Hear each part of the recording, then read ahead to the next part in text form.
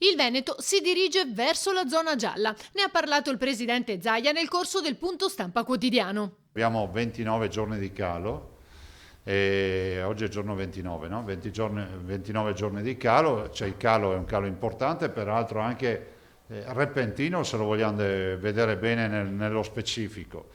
E anche inspiegabile se volete da un certo punto di vista. La speranza è quella di contenere i contagi. Il cambio di fascia scatterà da lunedì. Da lunedì. Da lunedì, bene. E lei avrebbe in programma delle ordinanze regolatorie, non necessariamente restrittive, oppure No, ci adeguiamo a quello che è stato, come è sempre stato, alla zona che ci viene attribuita.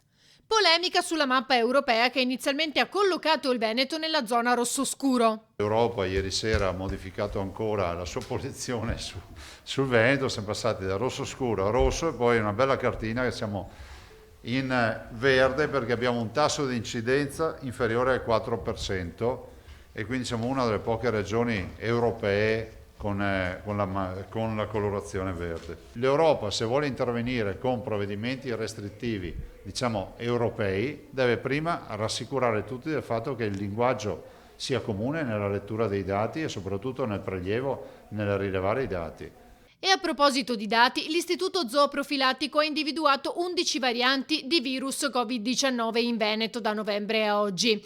4 di queste sono da monitorare con attenzione perché destano maggiore preoccupazione. Nessuno dei campioni analizzati finora però appartiene alla variante sudafricana o brasiliana. Zaia poi torna ad affrontare il tema scuola. Lunedì si parte come previsto dai tavoli di prefettizi con queste 3 settimane al 50%. Vi confermo che c'è, come vi ho detto ieri, un'indagine epidemiologica che vogliamo portare avanti con il professor Baldo dell'Università di Padova, che è un'indagine ovviamente che vuole valutare il grado di circolazione e il livello di circolazione del virus. Dall'altro ovviamente faremo anche, come già previsto, con una modifica del piano di sanità pubblica, e un adeguamento al piano di sanità pubblica rispetto al tema tamponi nelle scuole, visto considerato che con tutta probabilità si tornerà al fatto che alla presenza del positivo non si va in quarantena, ma si fa il tampone a tutta la classe del positivo.